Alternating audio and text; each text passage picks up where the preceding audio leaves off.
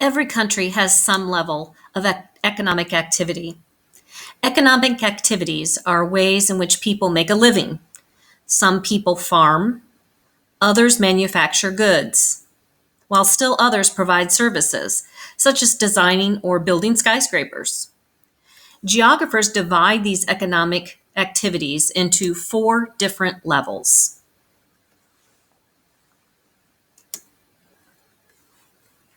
The first level of economic activity is called the primary industry.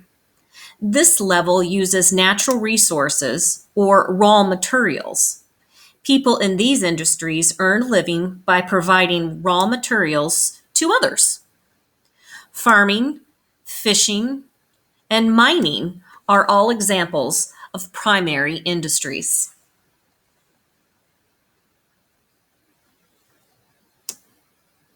The next level is the secondary industry. At this level, the workers use the natural resources from the primary industry. They use this to manufacture other products. Manufacturing is the process in which raw materials are changed into finished goods, like taking the raw material of wood and turning that into a piece of furniture. The wood would be the primary industry. The furniture would be the secondary industry.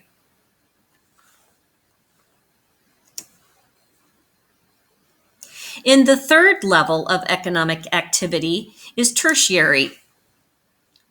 Tertiary industry are when goods and or services are exchanged. People in tertiary industries can sell the furniture, automobiles, or other products made in secondary industries. Or in the services area of the tertiary, people like healthcare workers, mechanics, and store clerks would all be examples.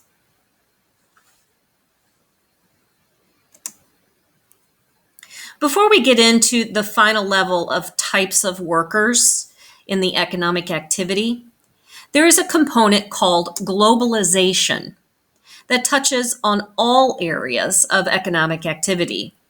The term globalization is the process in which countries are linked to each other through trade. Let's watch an instructional video through Crash Course to understand what globalization means and how it impacts our world.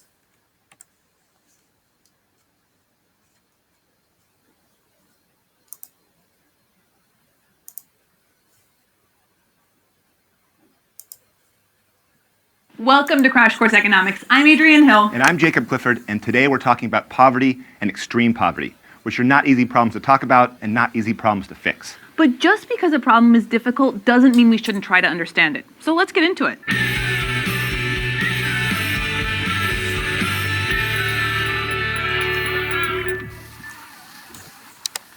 Back in the 1990s, the United Nations created 8 Millennium Development Goals with a deadline of 2015. The goals included things like reducing child mortality, promoting gender equality, and combating major diseases. But the first goal on the list was to eradicate extreme poverty and hunger. Now, poverty means different things in different countries because there's different standards of living around the world. In the US, a person is officially living in poverty if they make less than $11,770 a year, or around $32 a day. This is called the poverty line or poverty threshold.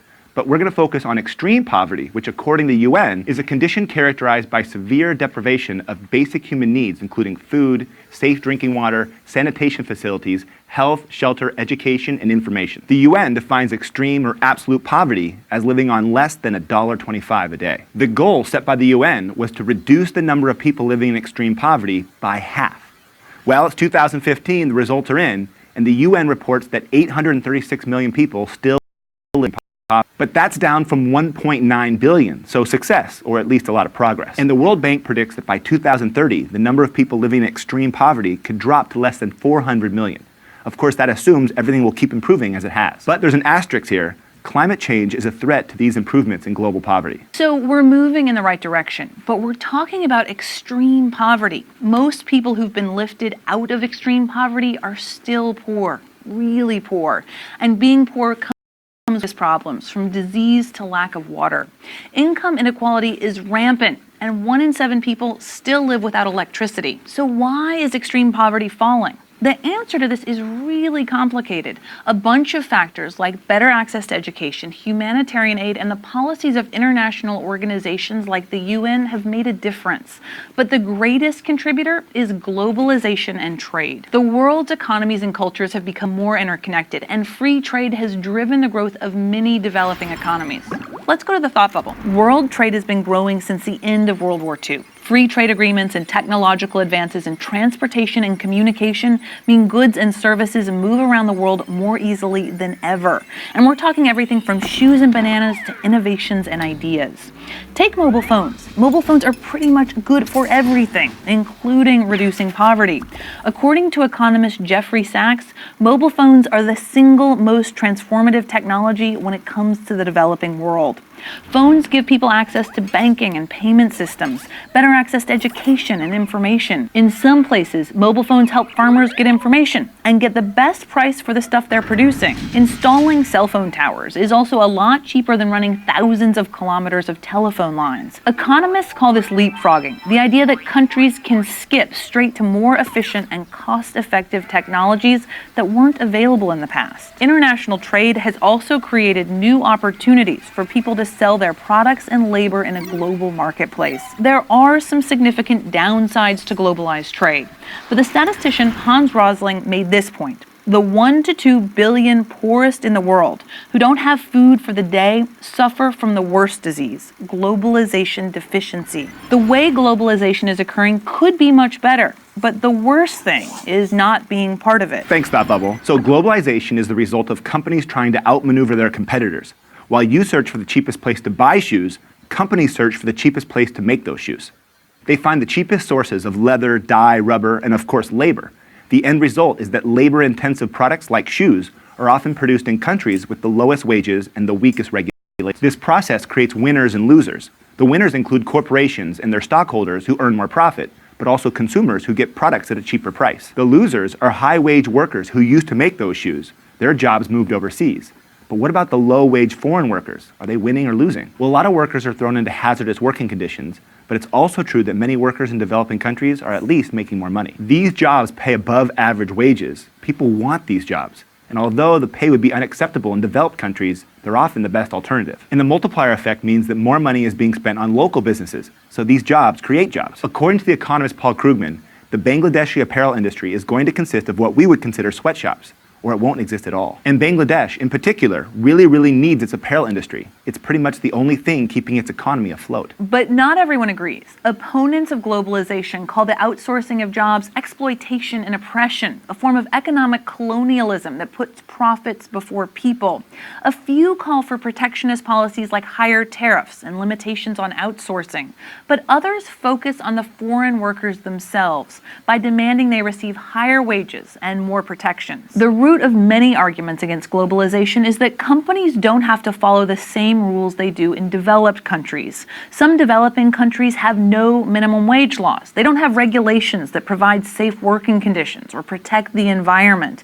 And although nearly every country bans child labor, those laws are not always enforced. But in the absence of regulation, it's still possible workers won't be horribly mistreated. First, public awareness is growing, along with pressure from the international community to take steps to protect workers. For example, the U.S. produces an annual publication called the List of Goods Produced by Child Labor or Forced Labor. If a company is buying products from that list, they're likely to get blasted by officials and the media. So awareness is the first step to improvement. The second step comes from those that support globalization. The pro-globalization set argue that as developing economies grow, there are more opportunities for workers, which leads to more competition for labor and higher wages. Perhaps the strongest argument against globalization is its lack of sustainability.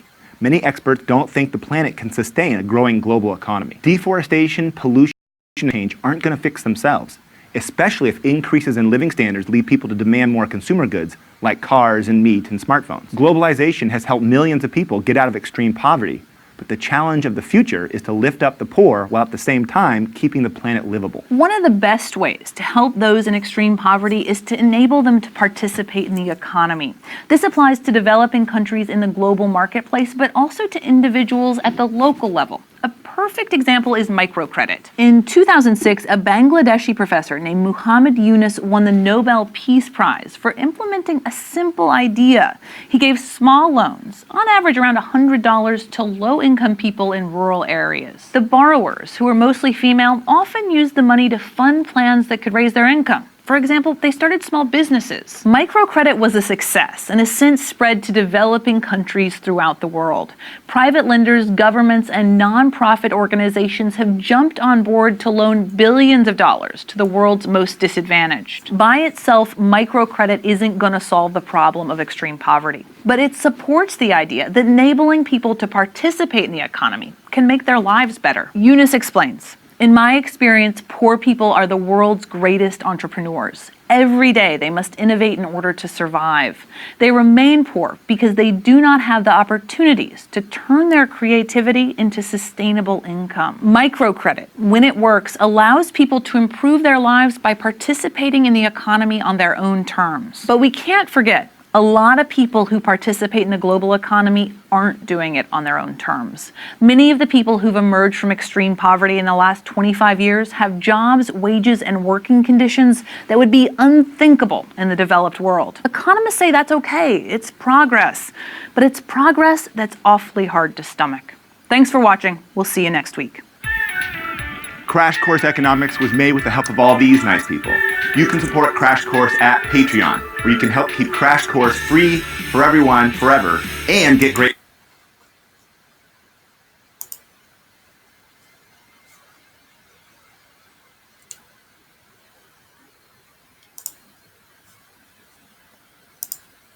So hopefully you understand a little bit more about what globalization is.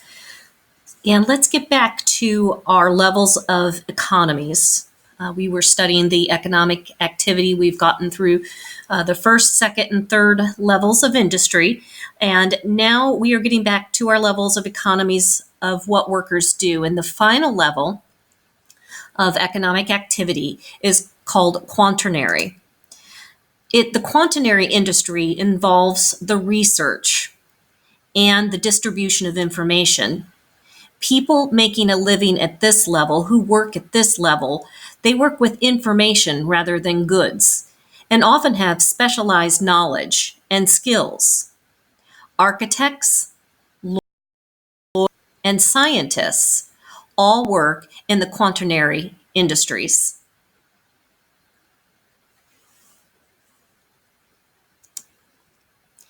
Just as economic activities are organized, and we just finished up with those, they are organized into different types. So are economic systems. Economic systems can be divided into 4 types likewise: traditional, market, command, or mixed. And a mixed economy is just one that blends the elements of the other 3 types.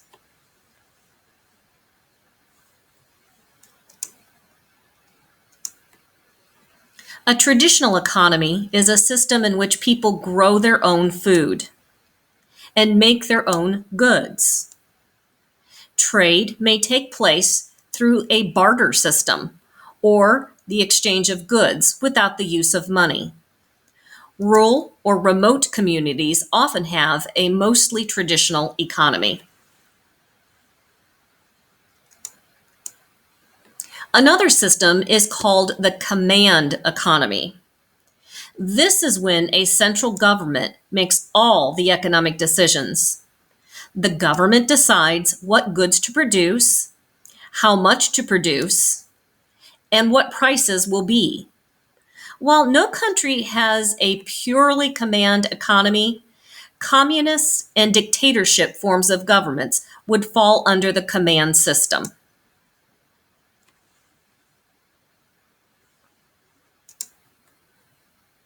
And finally, the most common economic system used around the world is called the market system, the market economy.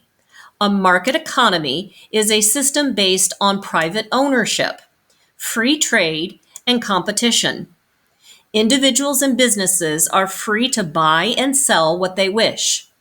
Prices are determined by supply and demand for the goods. This system is often called capitalism. Democratic governments will fall under this category. Let's wrap up this lesson by listening to a speech by then Senator Barack Obama and the impacts of competition and globalization.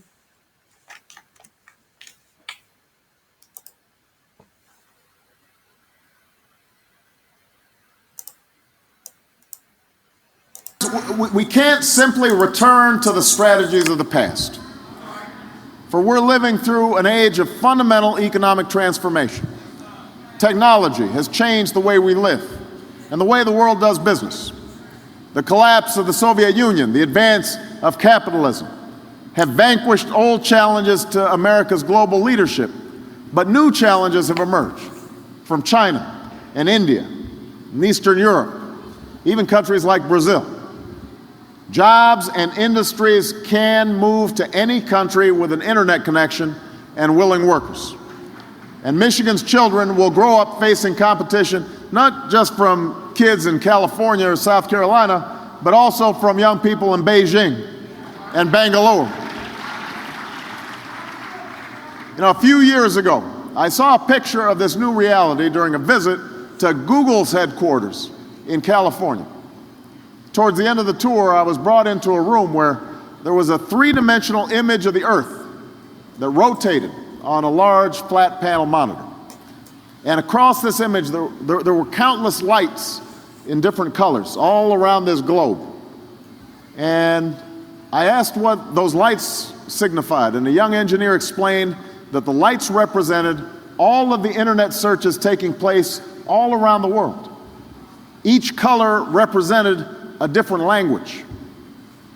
And the image was mesmerizing, a picture of a world where old boundaries are disappearing, a world where communication, connection, and competition can come from anywhere.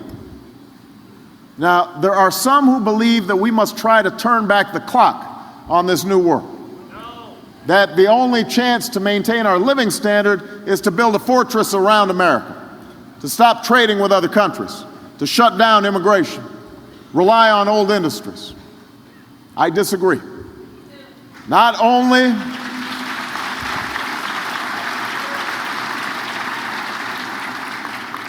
only is it impossible to turn back the tide of globalization, but efforts to do so can actually make us worse off. So rather than fear the future, we have to embrace it. I have no doubt that America can compete and succeed in the 21st century.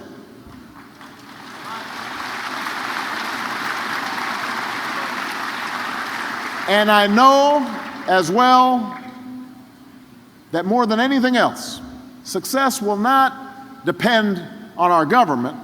It will depend on the dynamism and determination and innovation of the American people. We have the best workers on earth here in Flint and here in Michigan.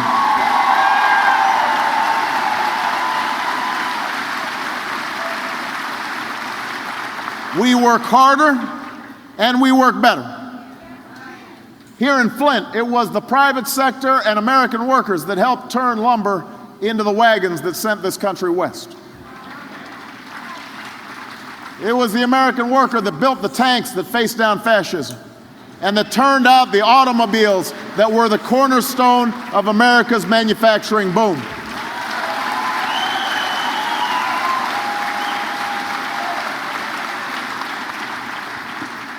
But at critical moments of transition like this one, success has also depended on national leadership, political leadership, that moved the country forward with confidence and a common purpose.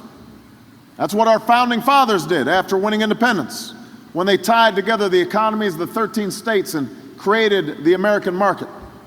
That's what Lincoln did right in the middle of the Civil War.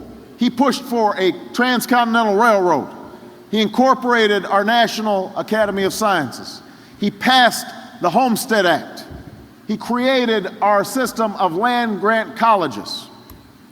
That's what FDR did in confronting capitalism's gravest crisis when he forged the social safety net, built the Hoover Dam, created the Tennessee Valley Authority, and invested in an arsenal of democracy. And that's what Kennedy did in the dark days of the Cold War when he called us to a new frontier, created the Apollo program, and put us on a pathway to the moon. This was leadership that had the strength to turn moments of adversity into opportunity.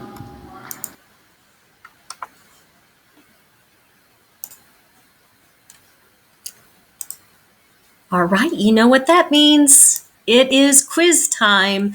So hopefully you were able to ascertain or to get information from both of those videos and the PowerPoint or Google spreadsheet that tells about globalization and economic systems, different jobs that people have, and the types of systems that are around the world.